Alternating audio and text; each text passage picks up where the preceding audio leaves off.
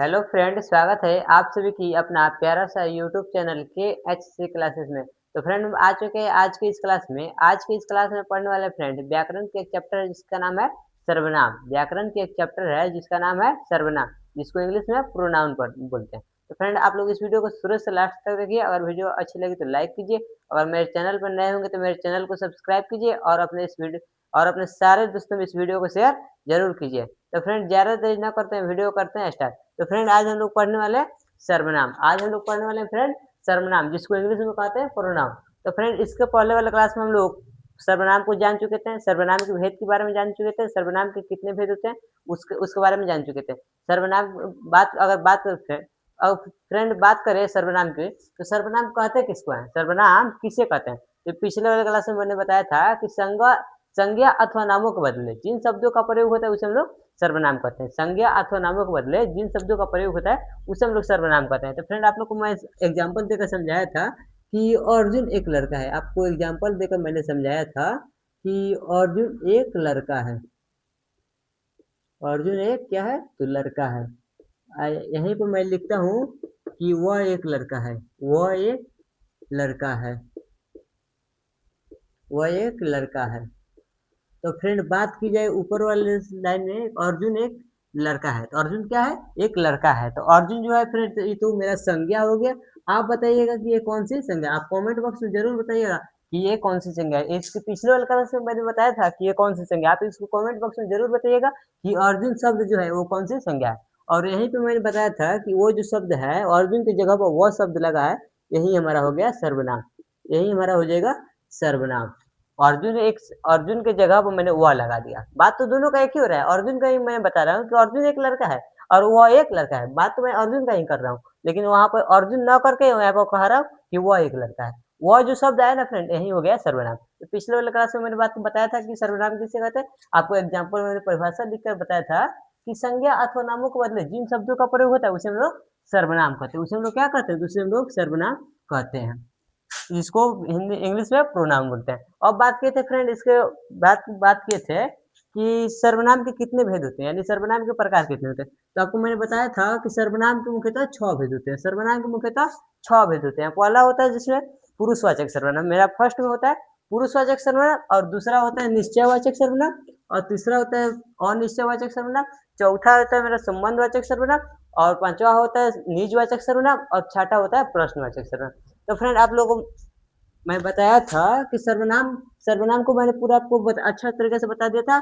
सर्वनाम के भेद बता दिया था, जिसको मैंने पूरा लिखकर बताया था। और सर्वनाम के भेद में मैंने शुरू में पुरुषवाचक सर्वनाम आपको बताया था। पुरुषवाचक सर्वनाम किसे कहते हैं, पुरुषवाचक सर्वनाम क्या है, और पुरुषवाचक के भेद की भी बता दिया था।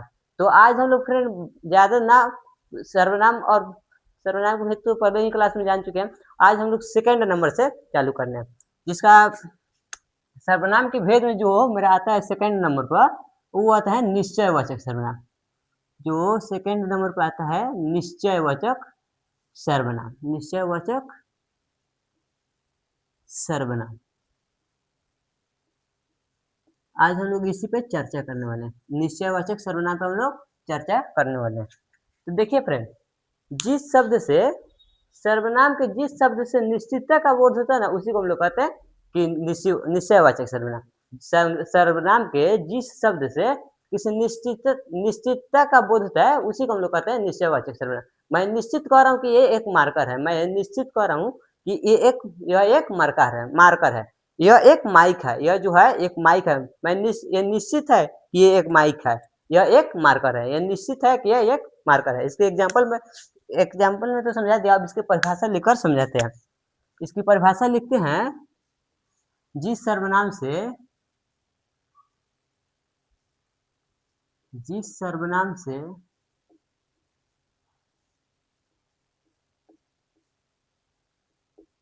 किसी निश्चितता का बोध होता है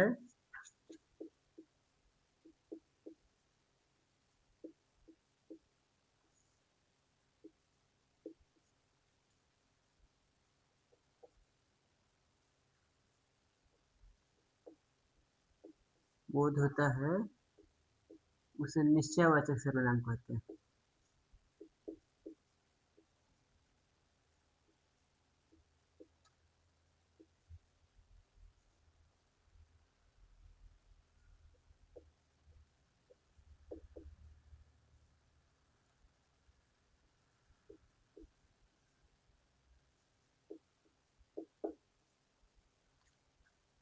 फ्रेंड मैंने एग्जाम्पल इसका परिभाषा लिखा है कि जिस सर्वनाम से किसी निश्चितता का बोध होता है उसे हम लोग निश्चयवाचक सर्वनाम कहते हैं। उसे हम लोग क्या कहते हैं? निश्चयवाचक सर्वनाम कहते हैं। जैसे मैं एग्जाम्पल यहाँ पर लिखता हूँ,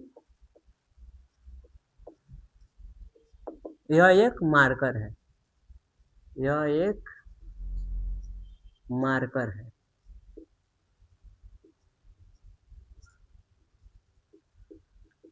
यह एक कलम है। यह एक कलम है। आपको परिभाषा में बताया है फ्रेंड कि जिस सर्वनाम से किसी निश्चितता का बोध होता है उसे हम लोग निश्चयवाचक कहते हैं। एग्जाम्पल में लिख दिया कि यह एक मार्कर है। यह एक मार्कर है। यह एक मार्कर है। यह निश्चित है कि यह एक मार्कर ही है। यह मार्कर है, न कि दूसरा कोई चीज है। यह एक कलम है। यह एक कलम है। यह निश्चित हो रहा है कि यह एक कलम है।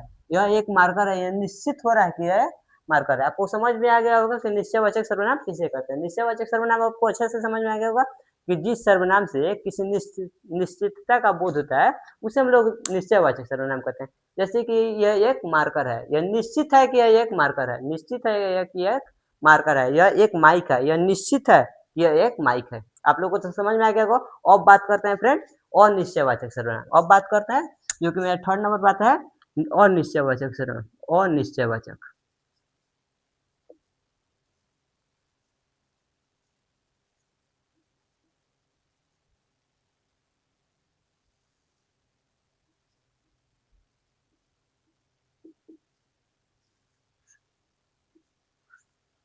अनिश्चयवाचक बताएं फ्रेंड तो जिस सर्वनाम से अनिश्चितता का बोध होता है उसे हम लोग अनिश्चयवाचक सर्वनाम कहते हैं। जिस शब्द से किसी व्यक्ति वस्तु भाव का अनिश्चितता का बोध होता है उसे हम लोग अनिश्चयवाचक सर्वनाम कहते हैं। जैसे कि कह रहे हैं कि नदी में कोई बह रहा है। नदी में कोई बह रहा है।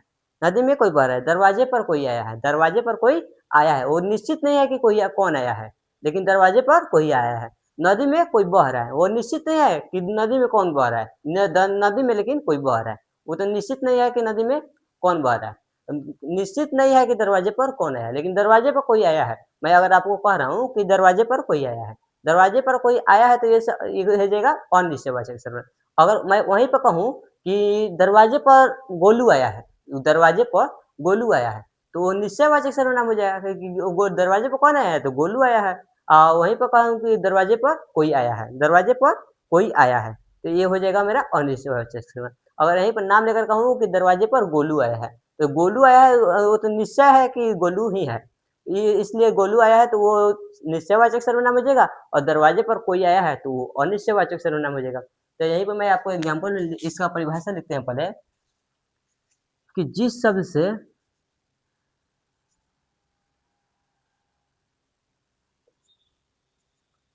सर्वनाम से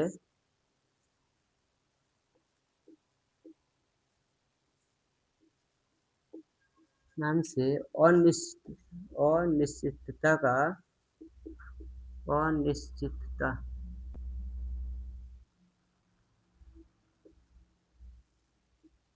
का बोध होता है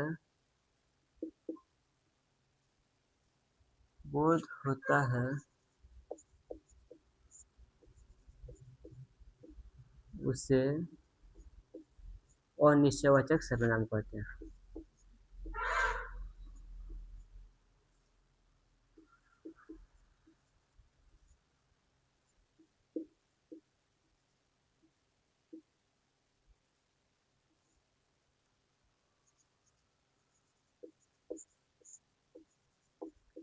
जैसे इसका एग्जांपल लिख रहा हूँ कि नदी में कोई बह रहा है। नदी में कोई बह रहा है। जैसे इसका एग्जांपल लिख रहा हूँ कि नदी में कोई बह रहा है।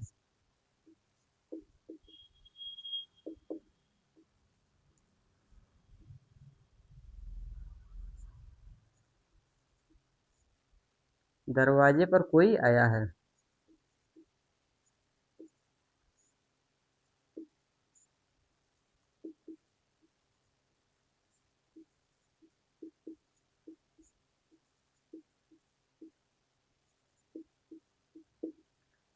फ्रेंड आपको मैंने एक परिभाषा लिखकर बताया कि जिस सर्वनाम से अनिश्चितता का बोध होता है उसे अनिश्चयवाचक सर्वनाम कह रहे हैं। जैसे कि एग्जाम्पल में लिख दिया कि नदी में कोई बह रहा है, यहाँ पर तो निश्चित नहीं हो रहा है कि नदी में कौन बह रहा है।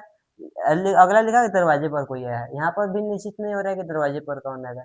अगर यहीं पे मैं कह दूं कि दरवाजे पर गोलू आया है, तो गोलू जब आया है तो वो निश्चयवाचक सर्वनाम हो गया। अब वहीं पर कहूँ कि दरवाजे पर कोई आया है, ये जो कोई आया है ना फ्रेंड, ये तो निश्चित नहीं हो रहा है कि कौन आया है, इसीलिए यह अनिश्चयवाचक सर्वनाम कहलाएगा। अब बात करते हैं फ्रेंड संबंधवाचक सर्वनाम। अब बात करते हैं फ्रेंड संबंधवाचक सर्वनाम, जो कि मेरा 4 नंबर पे आता है संबंधवाचक सर्वनाम।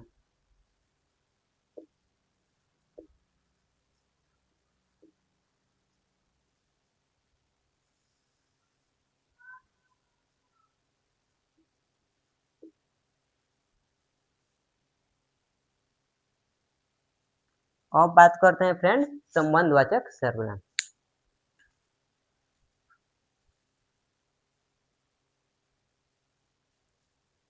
अब बात करते हैं फ्रेंड संबंधवाचक सर्वनाम। तो देखिए फ्रेंड संबंधवाचक सर्वनाम कहे तो यहाँ पर तो संबंधवाचक सर्वनाम कहते किसको हैं, ये तो हमको जानना है कि संबंधवाचक सर्वनाम किसे कहते हैं। तो देखिए फ्रेंड बात की जाएगा संबंधवाचक सर्वनाम की, तो जो सर्वनाम प्रधान वाक्य और आश्रित वाक्य को संबंध जोड़ता है उसी को हम लोग कहते हैं संबंधवाचक सर्वनाम। जो सर्वनाम प्रधान वाक्य और आश्रित वाक्य को संबंध जोड़ता है उसी को हम लोग कहते हैं संबंधवाचक सर्वनाम। जैसे कि कहते हैं कि जिसकी लाठी उसकी भैंस, जो इसमें कह रहे हैं कि जिसकी लाठी उसकी भैंस, इसमें जिसकी लाठी और उसकी भैंस, ये जो प्रधान वाक्य और आश्रित वाक्य को जोड़ रहा है, ये यही हो जाएगा हमारा संबंधवाचक सर्वनाम। आप लोगों को तो समझ में आएगा होगा कि संबंधवाचक सर्वनाम किसे कहते हैं। तो प्रधान वाक्य, जो सर्वनाम प्रधान वाक्य और आश्रित वाक्य को संबंध जोड़ता है उसी को हम लोग कहते हैं संबंधवाचक सर्वनाम। इसकी परिभाषा लिखते हुए समझते हैं कि इसकी परिभाषा में लिखते हैं जो सर्वनाम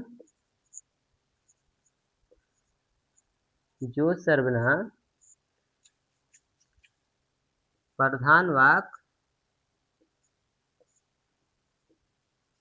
जो सर्वनाम प्रधान वाक्य और आश्रित वाक्यों का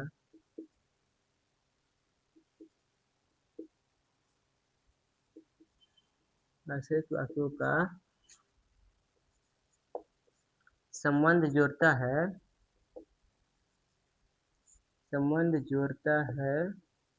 उससे संबंधवाचक सर्वनाम कहते हैं, उससे संबंधवाचक सर्वनाम कहते हैं।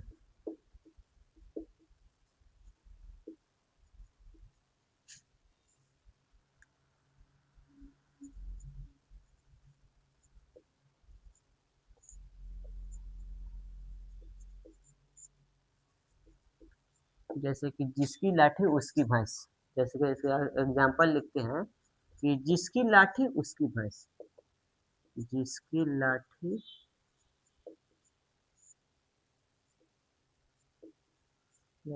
उसकी भैंस,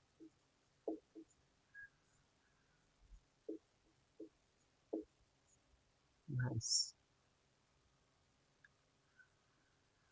जो सोएगा सो खोएगा, जो सोएगा सो खोएगा।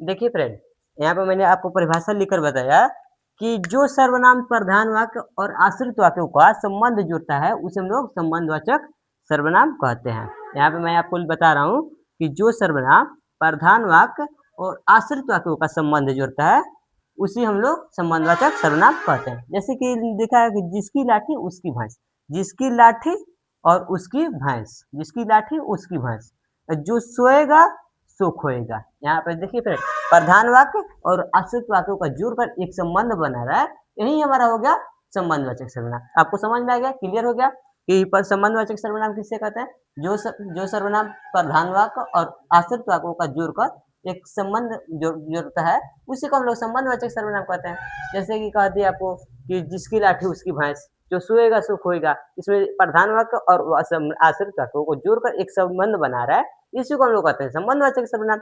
अब पढ़ते हैं निजवाचक सर्वनाम। अब अगला पढ़ेंगे हम लोग निजवाचक सर्वनाम। अगला पढ़ते हैं 5वां नंबर पे आता है मेरा निजवाचक सर्वनाम। निजवाचक सर्वनाम। मेरा पांचवा है निजवाचक सर्वनाम। अब इसको समझते हैं।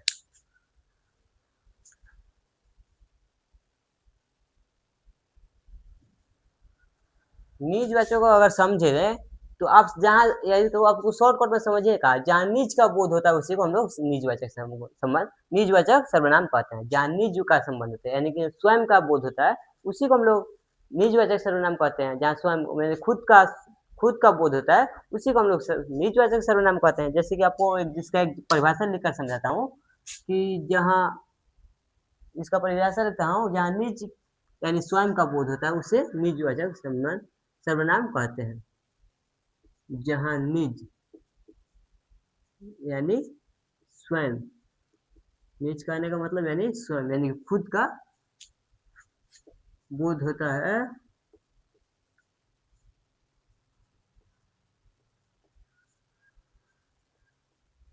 उसे निजवाचक सर्वनाम कहते हैं।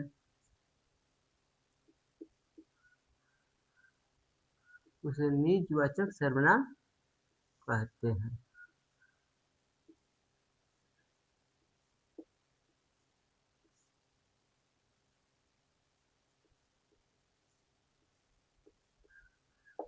जैसे इसका एग्जांपल लिख रहा हूँ कि मैं अपने आप ही चल जाता हूँ। इसका एग्जांपल मैं आपको लिख कर समझा रहा हूँ कि मैं अपने आप ही चला जाऊंगा। मैं अपने आप ही चला जाऊंगा। मैं अपने आप ही चला जाऊंगा। अपने आप ही चला जाऊंगा।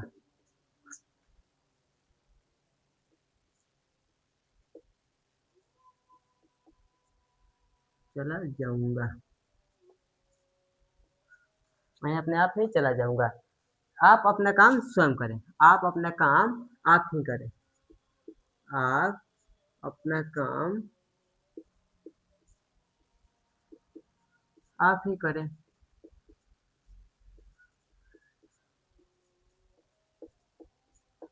देखिए फ्रेंड, निजवाचक की बात कर रहे थे। निजवाचक सर्वनाम की हम बात कर रहे थे यहाँ पर। इसको समझने के लिए इसका एग्जाम्पल परिभाषा पहले लिखा कि जहाँ निज, निज कहने का मतलब जहाँ स्वयं यानी खुद का बोध होता है उसी को जहाँ निज यानी स्वयं स्वयं का बोध होता है उसे हम लोग निजवाचक सर्वनाम कहते हैं। जैसे कि आप इसका एग्जाम्पल लिखा कि मैं अपने आप ही चला जाऊंगा। मैं अपने आप ही चला जाऊंगा।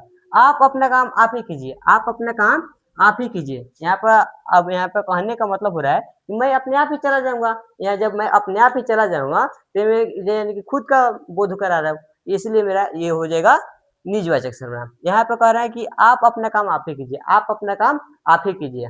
मैं जो पढ़ा रहा हूँ, आप जो पढ़ रहे हैं, आप जो पढ़ रहे हैं ना फ्रेंड, आप अपने आप अपना काम आप ही कर रहे हैं। यानी आप पढ़ने का काम कर रहे हैं। अब मैं पढ़ाने का काम कर रहा हूँ। इसलिए अब ये जो आप पढ़ने का काम रहे अब आप पढ़ने का काम कर रहे हैं, आप पढ़ने का ही काम कीजिए। मैं पढ़ाने का काम कर रहा हूँ, मैं पढ़ाने का ही काम करूंगा। इसलिए यहाँ पे हो जाएगा निजवाचक सर्वनाम। आप अपना काम आप ही कीजिए, ये हो जाएगा निजवाचक सर्वनाम। मैं अपने आप ही चला जाऊंगा, ये हो जाएगा निजवाचक सर्वनाम। मैं अपने आप ही चला जाऊंगा, ये निजवाचक सर्वनाम हो जाएगा। अब समझते हैं फ्रेंड प्रश्नवाचक सर्वनाम। अगला टॉपिक है मेरा यानी अगला भेद होता है प्रश्नवाचक सर्वनाम। अगला आता है मेरा प्रश्नवाचक सर्वनाम, जो कि छठा नंबर पे आता है हम लोग का प्रश्नवाचक सर्वनाम। प्रश्नवाचक सर्वनाम।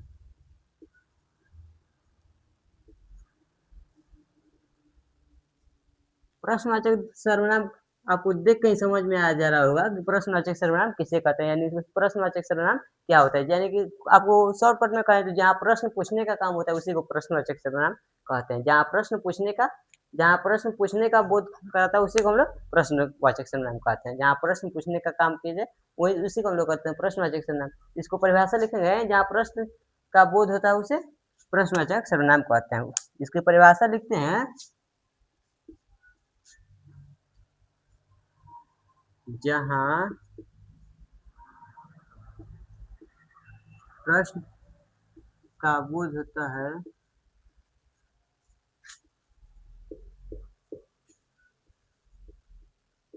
उसे प्रश्नवाचक सर्वनाम कहते हैं। सर्वनाम कहते हैं।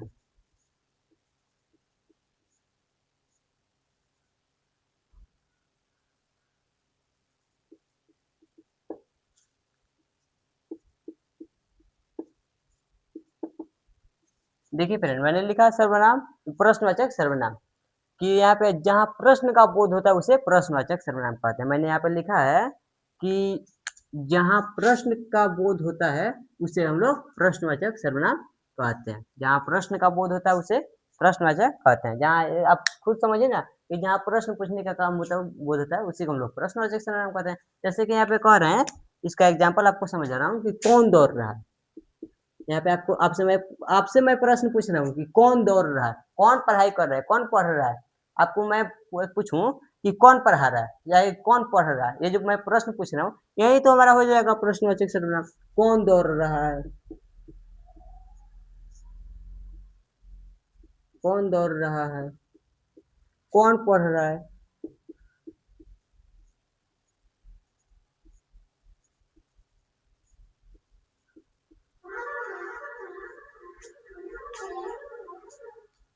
कौन पढ़ रहा है।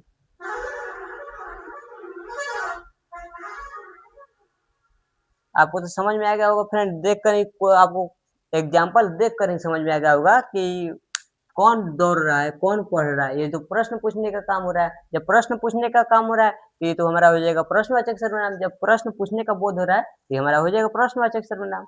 आप लोगों को तो समझ में आएगा होगा। तो फ्रेंड एक बार सब शुरू से लास्ट तक आपको रिवाइज करा देते हैं। देखिए फ्रेंड, मैं आपको शुरू में ही बताया था, पिछले वाले क्लास में शुरू में बताया था कि सबसे पहले हम जानेंगे कि वैसे सर्वनाम कैसे कहते हैं, सर्वनाम क्या होता है। तो मैंने आपको बताया था कि जिस संज्ञा अथवा नामों के बदले जिस शब्दों का प्रयोग होता है उसे हम लोग सर्वनाम कहते हैं। जैसे कि मैं आपको एग्जांपल देकर समझाया था कि अर्जुन एक लड़का है और वह एक लड़का है। अर्जुन एक लड़का है और वह एक लड़का है। दोनों जब कह रहे हैं तो दोनों एक ही लड़का का तो बोध हो रहा है। तो जब एक लड़का का बोध हो रहा है तो वहाँ पे अर्जुन एक लड़का है और वहाँ पर वह एक लड़का है। तो वो अर्जुन कहने का मतलब अर्जुन जब कह रहे हैं तो वो एक संज्ञा हो जाएगा। तो कौन सी संज्ञा होगा, तो वो तो व्यक्तिवाचक संज्ञा होगा, क्योंकि एक लड़का का नाम हो रहा है, किसी माने खास व्यक्ति का नाम, किसी खास चीज का बोध हो रहा है। जब किसी खास चीज का बोध होता है उसे हम लोग व्यक्तिवाचक संज्ञा कहते हैं। आप लोगों को संज्ञा पढ़ाए थे तो आप लोगों को संज्ञा मैंने पूरा अच्छे से पढ़ाया था। आप संज्ञा पढ़े होंगे तो आप जानते होंगे कि व्यक्तिवाचक संज्ञा किसे कहते हैं। आप व्यक्तिवाचक संज्ञा जानते होंगे। तो जब मैं यहाँ पे बात कर रहा था कि अर्जुन एक लड़का है और वह एक लड़का है, तो अर्जुन जब कह रहे थे कि अर्जुन एक लड़का है, तो अर्जुन जब हुआ तो मेरा संज्ञा हो गया और वह एक लड़का है तो वह एक सर्वनाम हो गया। अब बात कर रहे थे फ्रेंड कि संज्ञा के कितने भेद होते हैं। यहाँ पे मैं बात कर रहा था कि संज्ञा के कितने भेद होते हैं, तो आपको मैं बताया था कि संज्ञा के 6 भेद होते हैं।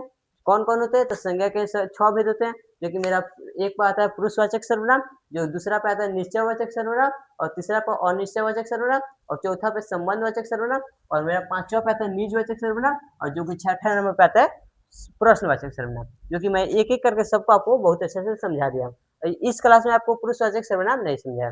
देखिए फ्रेंड, पुरुषवाचक की बात की जाए तो जिस सर्वनाम से बोलने वाला, सुनने वाला या जिसके विषय में कुछ कहा जाए, जिसका बोध होता है उसी को हम लोग पुरुषवाचक सर्वनाम कहते हैं। देखिए गौर से सुनना, ध्यान से सुनना, कि जिस सर्वनाम से बोलने वाला, सुनने वाला या जिसके विषय में कुछ कहा जाए उसका बोध होता है उसे हम लोग पुरुषवाचक सर्वनाम कहते हैं।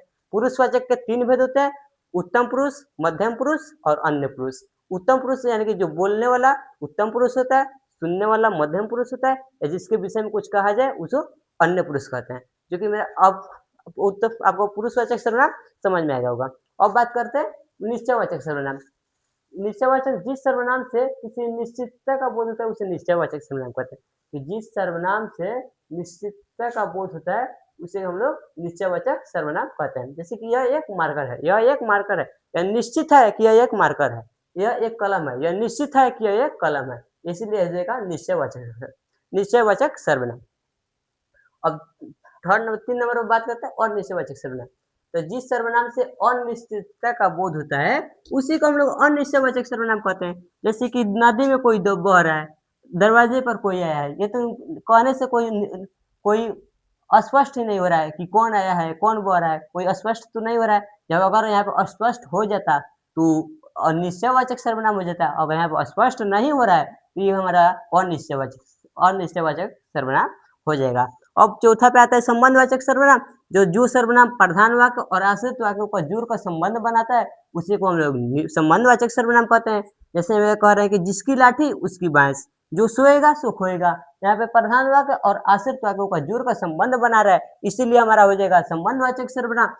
अगला आता है मेरा निजवाचक सर्वनाम। निजवाचक सर्वनाम कहने का मतलब जहाँ निज यानी खुद का बोध होता है, जहाँ स्वयं का बोध होता है, उसी को हम लोग निजवाचक सर्वनाम कहते हैं। जैसे यहाँ पे कह रहा हूँ कि मैं अपने आप ही चला जाऊंगा, यहाँ पे मैं कह रहा हूँ कि मैं अपने आप ही चला जाऊंगा। जब मैं अपने आप ही चला जाऊंगा तो ये हमारा हो जाएगा निजवाचक सर्वनाम। आप अपना काम आप ही कीजिए, आप अपना काम आप ही करें, ये हमारा हो जाएगा निजवाचक सर्वनाम। यहाँ पे खुद का बोध हो रहा है, इसीलिए हो जाएगा निजवाचक सर्वनाम। अगला आता है छठा नंबर पर प्रश्नवाचक सर्वनाम। प्रश्नवाचक सर्वनाम कहने कहने का मतलब यहाँ पे जहाँ प्रश्न का बोध होता है, उसी को हम लोग प्रश्नवाचक सर्वनाम कहते हैं। जैसे कह रहे हैं कि कौन दौड़ रहा है, कौन पढ़ रहा है, कौन दौड़ रहा है और कौन पढ़ रहा है। यहाँ पे मैं प्रश्न पूछ रहा हूँ कि कौन दौड़ रहा है और कौन पढ़ रहा है, इसीलिए हमारा हो जाएगा प्रश्नवाचक सर्वनाम। तो फ्रेंड, आप लोग को वीडियो जैसा भी लगे आप कमेंट बॉक्स में जरूर बताइएगा ये आपको वीडियो कैसा लग रहा है।